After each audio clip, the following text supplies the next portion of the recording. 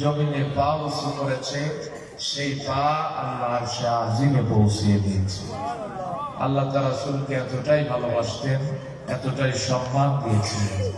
এখন আপনাদের কাছে আমার প্রশ্ন, যে রাসূলকে আল্লাহ এত ভালোবাসতেন, সামান্য সূর্যের কাছে তার রাসূল কষ্ট পাবে, এতটুকু কষ্ট যে আল্লাহ সহ্য করতে পারে নাই, সে রাসূল তায়েফের ময়দানে মার খেল।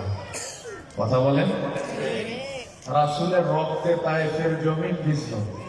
3.5 বছর সে আবু তালিবের ভিতরে বন্দী থাকলো, খাদ্য না পেয়ে গাছের ছাল আর লতা পাতা খেয়ে ছাগলের মতো পায়খানা করলো। উহুদের ময়দানে রাসূলের দাঁত ভাঙলো। আল্লাহ কি দেখে নাই? কথা বলেন, আল্লাহ কি দেখে নাই? আল্লাহ কি পারতেন না তার ফেরেশতাদেরকে দিয়ে সাহায্য করতে? কিন্তু কেন করে না? আমার এই ছোট্ট মেধায় আমি গবেষণা করে যেটা পেয়েছি, সেটা হচ্ছে আল্লাহ তার রাসূলকে কথাটাই বোঝাইতে চেয়েছেন যে, হে রাসূল, আমি আপনার শরীরে সূর্যের তাপ পড়তে দেয়নি, আপনাকে ভালোবেসে আপনার সম্মানে বকরির স্তনে হাত দিয়েছেন। বাচ্চা প্রসাব বাদেই ওই স্তনকে আমি আল্লাহ দুধের নেয়ামতে ভরপুর করে দিয়েছি, আপনাকে ভালোবেসে আপনার সম্মানে। আকাশের চাঁদ ইশারা করেছেন, সঙ্গে সঙ্গে তা দ্বিখণ্ডিত করেছে, আপনাকে ভালোবেসে আপনার সম্মানে।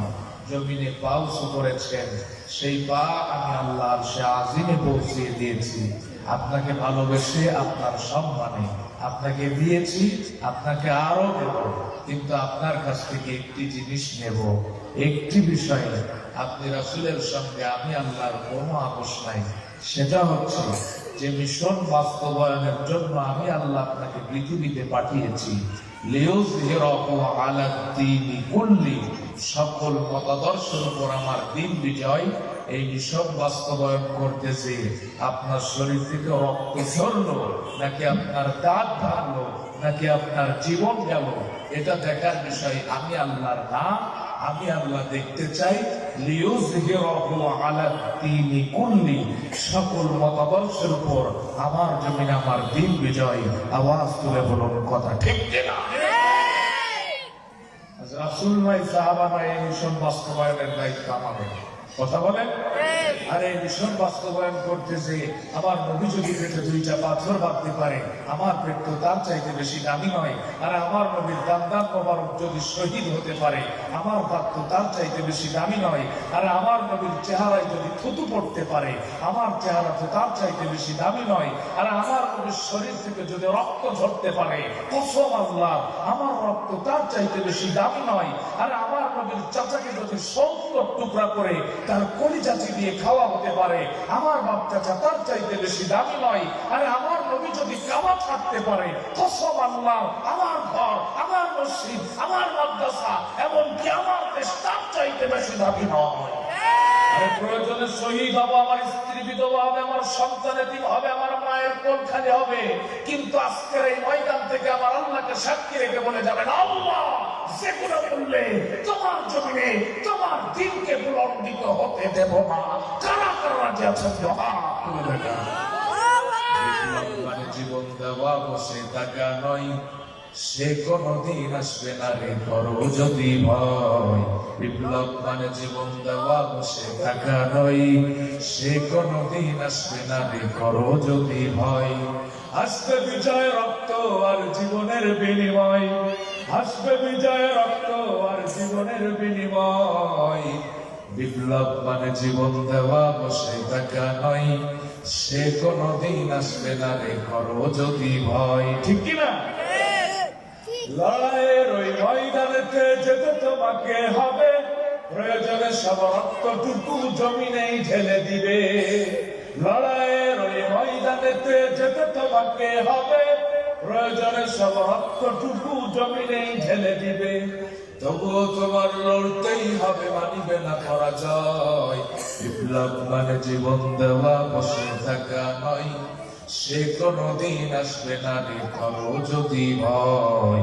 বিপ্লব মানে জীবন দেওয়া বসে থাকা নয়, সে কোনদিন আসবে না রে করো যদি ভয়। একটু জিকির করো না, লা ইলাহা, আগে আসে না, জিকির করো, লা ইলাহা আসেন ভাই, আগে আসেন, মেহরবানি করে আগে আসেন। লা ইলাহা সুবহানাল্লাহ ওয়ালহামদুলিল্লাহ লা ইলাহা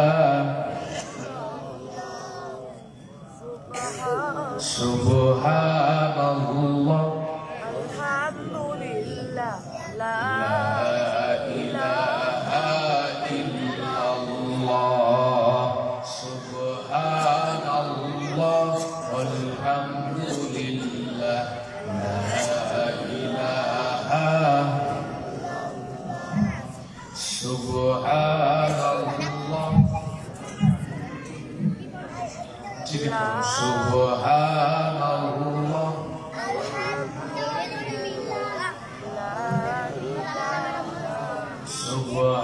সুবহানাল্লাহ আলহামদুলিল্লাহ লা ইলাহা ইল্লাল্লাহ। কষ্ট পাচ্ছেন নাকি আপনারা?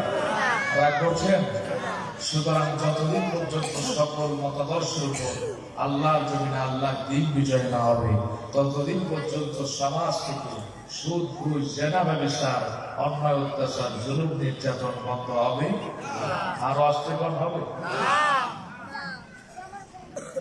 সম্মানিত ভাই আমার, বাংলাদেশ 53 বছর স্বাধীন হয়েছে। এই 53 বছরের মধ্যে কি জাতি একটি রাত ধর্ষণ মুক্ত রাত উপহার পেয়েছে? একটি রাত কি চুরি, ডাকাতি, খুন, হত্যা মুক্ত রাত উপহার পেয়েছে? কেন পায় নাই? গবেষণা করে দেখলাম বাংলাদেশ 53 বছর স্বাধীন হয়েছে। এই 53 বছরের মধ্যে একটিবারের জন্য কোন হিন্দু আমার দেশের ক্ষমতার চেয়ারে বসে নাই, কোন খ্রিস্টান বসে নাই, কোন বৌদ্ধ বসে নাই, কোন বিধর্মী বসে নাই। বারবার মুসলমানেরাই যায়, কিন্তু আজ পর্যন্ত আল্লাহর কোরআনের একটি বিধান এ জমিনে বাস্তবায়ন হয় নাই। স্বাধীনতার পর থেকে বাংলাদেশ চালিয়েছে, কেমন লাগে তাও আমরা দেখেছি। স্বামী দেশ চালিয়েছে, কেমন লাগে তাও আমরা দেখেছি। আমি না দেখলেও আমার দাদা দেখেছে। চাষামায় বছর দেশ চালিয়েছে, কেমন লাগে তাও আমরা দেখেছি। ভাবি দেশ চালিয়েছে, কেমন লাগে তাও আমরা দেখেছি। বহু 16টি বছর দেশের মানুষকে জ্বালায়া পালায়া গেল, তাও আমরা দেখেছি। শুধু একটা জিনিস দেখার বাকি আছে, আল্লাহর কোরআন দিয়ে দেশ চললে কেমন লাগবে। এটা দেখতে চান কারা কারা? দুহাত তুলে দেখান তারা তারা। আর আমার বন্ধুরা আমার, সুতরাং যতদিন পর্যন্ত কোরআন দিয়ে সমাজ রাষ্ট্র পরিচালিত না হবে, ততদিন পর্যন্ত সমাজ থেকে সুদ, ঘুষ, জেনা, ব্যভিচার, অন্যায়, অত্যাচার, জুলুম, নির্যাতন বন্ধ হবে। আর আস্তে কম হবে, কারণ কোরআনের চুরির সমাধান, হত্যার সমাধান, ধর্ষণের সমাধান আছে না নাই? আর আস্তে কম আছে না নাই?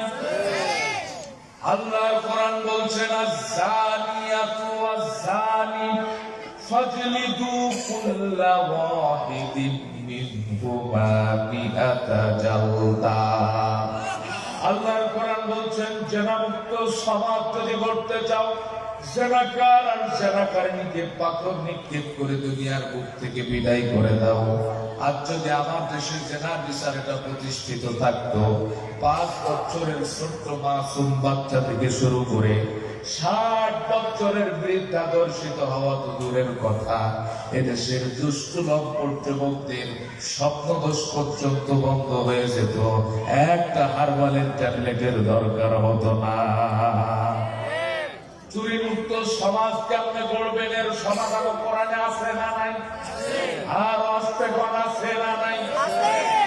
আল্লাহর কোরআন বলছেন, আস-সারিকু ওয়াস-সারিকাতু ফাকতাউ আইদিয়াহুমা জাযাআন বিমা কাসাবা নাকালাম মিনাল্লাহ। আল্লাহর কোরআন বলছেন, চুরি মুক্ত সমাজ যদি করতে চাও, চোর এবং চুন্নিকে জনসম্মুখে হাত কেটে দাও। আজ যদি আমার দেশে চোরের বিচার এটা প্রতিষ্ঠিত থাকতো, গরিব দুঃখী অসহায় মানুষের ত্রাণের চাল ডাল চুরি হতো না। নাকি দীর্ঘ 16 বছরে হয় নাই? আমার কথা যদি বিশ্বাস না হয়, কয়েক বছর আগের পেপার পত্রিকাগুলি খুলে দেখেন ভাই। কুয়েত, সৌদি আরবে তেলের খনি পাওয়া যায় মাটির নিচে। আর করোনার দুঃসময়ে আমার দেশের জনগণ তেলের খনি পেল কিছু নেতার খাটের নিচে। আর যদি কোরআন দিয়ে চোরের বিচার ফয়সালা করা হতো, এদেশের জনগণ ব্রিজ কালভার্টের ভিতরে রডের বদলে বাস দেখতো না। এমনকি রাতের আধারে তাহাজ্জুদ পড়ে এদেশের জনগণের গণতান্ত্রিক অধিকার চুরি করার দুঃসাহস কারো বাপের বেটিরও হতো না। আর আমার বন্ধুরা, আমার আল্লাহর নবী বলেছেন, মান তামাসসাকা বিসুন্নতি ইনদা ফাসাদি উম্মতি ফালাহু আজরু মিয়াতি শাহীদ। আমার উম্মতের যখন দুরবস্থা হবে, এখন উম্মতের দুরবস্থা নাকি ভালো অবস্থা?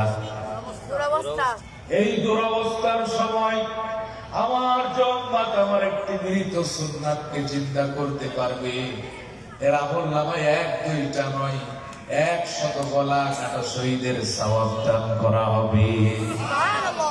চিন্তা করলাম, আল্লাহ কিসের মৃত সুন্নাত? খাওয়ার শেষে মিষ্টি খাওয়া সুন্নাত, এটা তো একেবারে মরে যায়নি। কেউ খায়, ডায়াবেটিক্সের রোগীরা না হয় খায় না। দাড়ি রাখা সুন্নাত, এটাও তো একেবারে মরে যায়নি। আমার না হয় ছোট, আপনাদের একটু বড়। টুপি পরা সুন্নাত, এটাও তো একেবারে মরে যায়নি। কেউ পরে, কেউ পরে না। কিন্তু একটা সুন্নাত আজ আমার সমাজ থেকে একেবারেই মরে গেছে। আমার নবী তার জীবনের 23 বছর যাবৎ যে কোরআন দিয়ে সমাজ রাষ্ট্র পরিচালনা করেছিল, এই সুন্নাতটা আমার সমাজ থেকে একেবারেই মরে গেছে। আর এই সুন্নাতের কথা বললেই বলে, হুজুর এটা ধর্মের নামে রাজনীতি।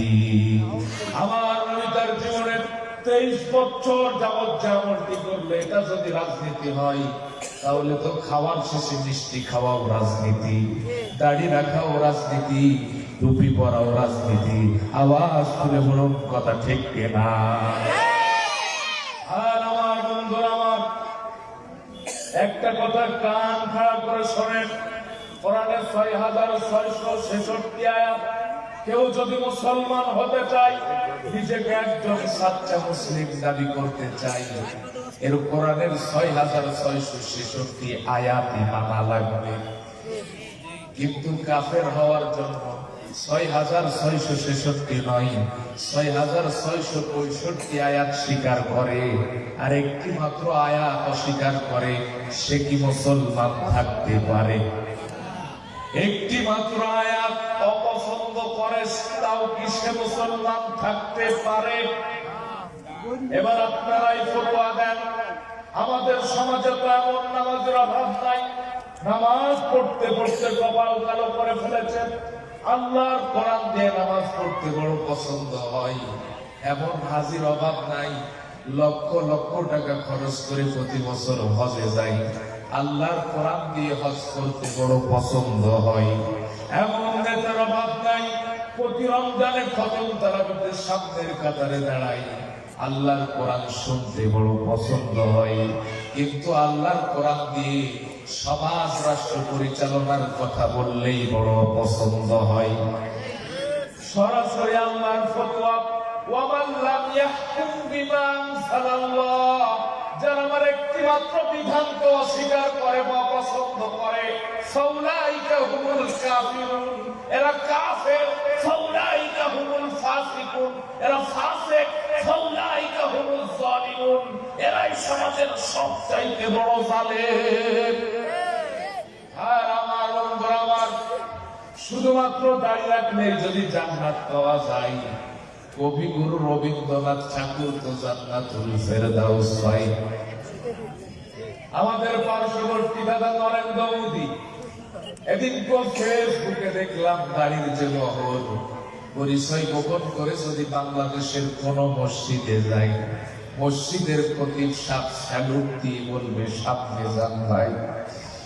শুধুমাত্র পাগড়ির বহর দেখেই যদি আল্লাহ জান্নাত দেয়, আমাদের পার্শ্ববর্তী দাদা মনমোহন সিংকে রাখবেন কোথায়? সুতরাং শুধু দাড়ি শুধু পাগড়ি এটার নাম ইসলাম নয়।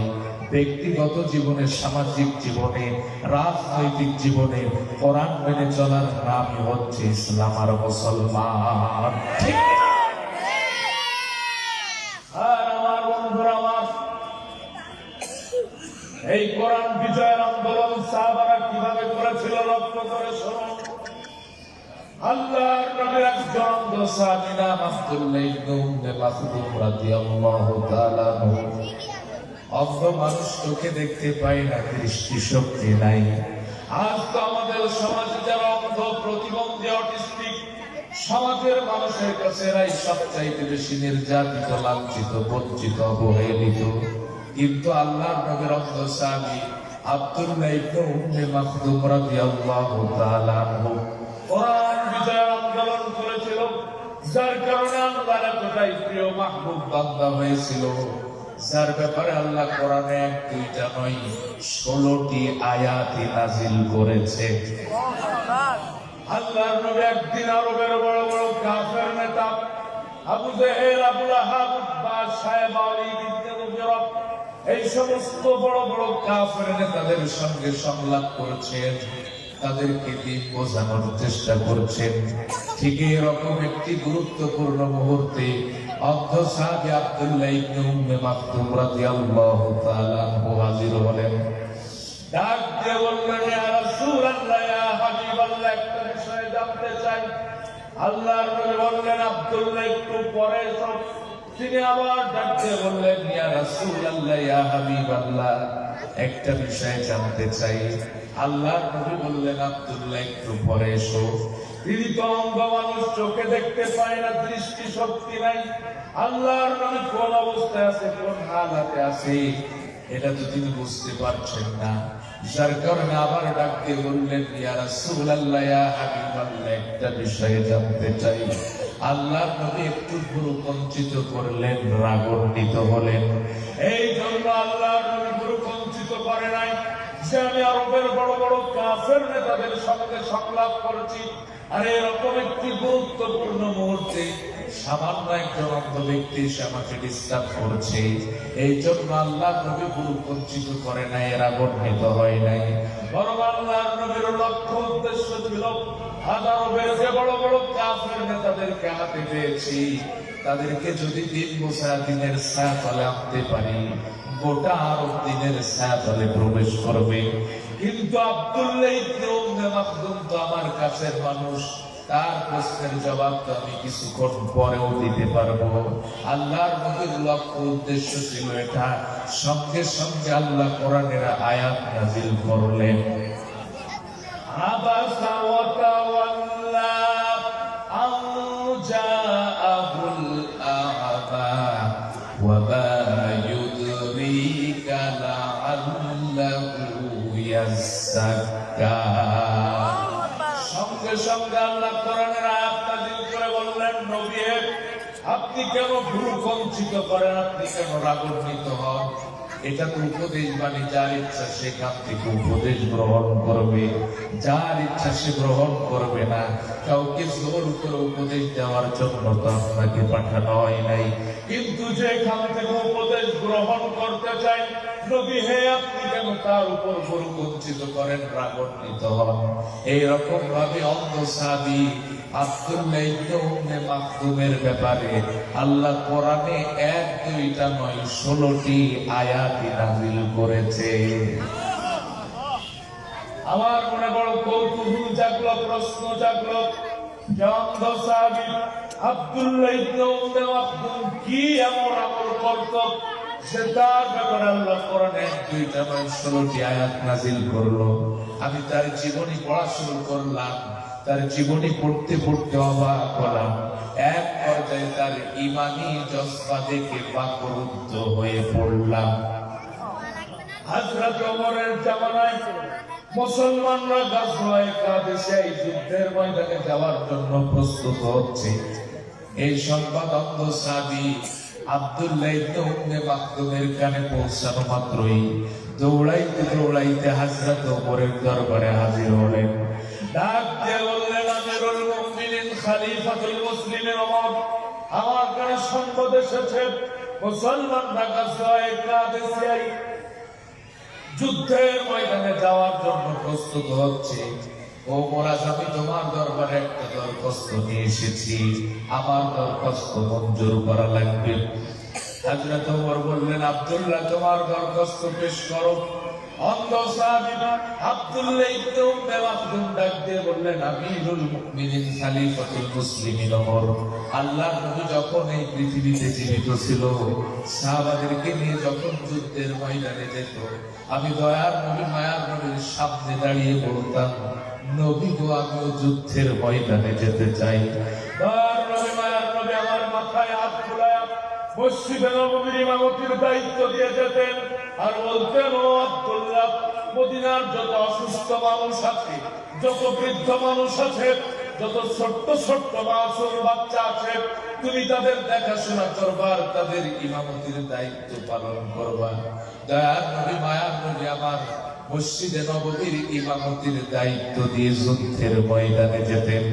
ওই যুদ্ধের ময়দান থেকে যখন ফিরে আসতেন, আমার কাছে সংবাদ পৌঁছাতো, ওই যুদ্ধের ময়দানে আমার অনেক বন্ধু, অনেক সাথী শাহাদাত বরণ করে আল্লাহর জান্নাতের নাজ নিয়ামত উপভোগ করছেন। আবার আমার অনেক বন্ধু, অনেক সাথী যুদ্ধের ময়দান থেকে গাজী হয়ে ফিরে এসে আমলের পাল্লাটা ভারী করেছে। আমার মনে বড় কষ্ট, আমার মনে বড় ব্যথা, আমি এই সমস্ত নিয়ামত থেকে বঞ্চিত। ও আজ আমি তোমার দরবারে এসেছি, আমাকে গাজওয়ায়ে কাদেসিয়ায় যুদ্ধের ময়দানে নিয়ে যাওয়াই লাগবে, কোন রকম ফেরানো যাবে না। যুদ্ধের ময়দানে গেলে কি প্যাকেট প্যাকেট বিরিয়ানি পাওয়া যায়, 500 টাকা করে হাতিয়া পাওয়া যায়, নাকি হাত যায়, পা যায়, চোখ যায়, রক্ত যায়, এমনকি জীবন পর্যন্ত যায়? এটাকে অন্ধ সাহাবী আব্দুল্লাহ ইবনে উম্মে মাকতুম জানতেন না, আর আস্তেগণ জানতেন না। হযরত ওমর তার আগ্রহ দেখে তার দরখাস্ত মঞ্জুর করলেন আর ডাক দিয়ে বললেন, ও আব্দুল্লাহ, বুঝলাম তুমি যুদ্ধের ময়দানে যাবা, কিন্তু তুমি তো অন্ধ মানুষ, তীর চালাতে পারো না, তরবারি চালাতে পারো না, শত্রু পক্ষের কোন আক্রমণকে মোকাবেলা করতে পারবে না, এমনকি তুমি তো যুদ্ধের ময়দান থেকে পালাতেও পারবে না। তুমি যুদ্ধের ময়দানে যে করবাটা কি, তোমার কাজটা কি? অন্ধ সাহাবী আব্দুল্লাহ ইবনে উম্মে মাকতুম জবাব দিলেন, আমিরুল মুমিনিন খলিফাতুল মুসলিমিন ওমর, জানতাম আপনি এই প্রশ্নটাই করবেন, যার কারণে উত্তরটা আমি অনেক আগেই সাজিয়ে রেখেছি। ওমর জানি আমি অন্ধ মানুষ, যুদ্ধের ময়দানে তীর চালাতে পারবো না, তরবারি চালাতে পারবো না, শত্রুপক্ষের কোন আক্রমণকে মোকাবেলা করতে পারবো না, এমনকি যুদ্ধের ময়দান থেকে পালাতেও পারবো না। কিন্তু ওমর, মুসলমানরা যখন গাজওয়ায়ে কাদেসিয়ায় যুদ্ধের ময়দানে নামবে, কালেমার পতাকাটা যেন আমার হাতে তুলে দেয়, কথা দিলাম যতক্ষণ পর্যন্ত আমার শরীরে রক্ত থাকবে, কালেমার পতাকা জমিনে পড়তে দেব না। হযরত ওমর তার দরখাস্ত মঞ্জুর করলেন আর সেনাপ্রধানকে ডাক দিয়ে বললেন, ও সেনাপ্রধান, আমি আমার ভাই আব্দুল্লাহর দরখাস্ত মঞ্জুর করলাম, তোমরা যখন গাজওয়ায়ে কাদেসিয়ায় যুদ্ধের ময়দানে প্রস্তুতি নিয়ে নামবা, কালেমার পতাকাটা আমার ভাই আব্দুল্লাহর হাতে তুলে দিবা। জিহাদের কি প্রেরণা দেখেন! আর সেই জিহাদের কথা শুনলে আমার দেশের এক শ্রেণীর মানুষ জঙ্গিবাদের গন্ধ পায়। ইসলামের জিহাদ হচ্ছে ফরজ আর জঙ্গিবাদ হচ্ছে হারাম। অসহায় মানুষের উপর নির্যাতন করার নাম জিহাদ নয়। যারা নিজেদের অধিকার আদায়ের জন্য আল্লাহর জমিনে আল্লাহর দ্বীন প্রতিষ্ঠার জন্য রাজপথে সংগ্রাম করে, তাদেরকে বুলেট নিক্ষেপ করে পাখির মতো হত্যা করার নাম জিহাদ নয়। জাতির শ্রেষ্ঠ সন্তান আলেমদেরকে যুগের পর যুগায়নাগরের ভিতরে বন্দী করে হত্যা করার নাম জিহাদ নয়, এটার নামই হচ্ছে জঙ্গিবাদ। জিহাদ হচ্ছে অন্যায় যেখানে, প্রতিরোধ সেখানে, ঠিক কিনা? আরে জিহাদ তো সন্ত্রাসের প্রতিশব্দ হিসেবে আসে নাই। আরে জিহাদ তো এসেছে সন্ত্রাসকে দমাতে। আরে জিহাদ তো এসেছে মাজলুমের চোখের পানি মুছে দিতে। আরে জিহাদ তো এসেছে যে কুফর আর শিরক ইসলামকে নিশ্চিহ্ন করতে চাই, সেই কুফর আর শিরককে চরম শিক্ষা দিতে। আরে জিহাদ তো এসেছে ইজ্জত হারা মায়ের ইজ্জত ফিরিয়ে দিতে। আরে জিহাদ তো এসেছে বাবা হারা সন্তানকে আগলে নিতে। আরে জিহাদ তো এসেছে দেশের মসজিদ আর মাদ্রাসার অধিকার আর মর্যাদাকে সুনিশ্চিত করতে। আরে জিহাদ তো এসেছে আল্লাহর জন্য আল্লাহর দ্বীন প্রতিষ্ঠা করতে। তাহলে জিহাদের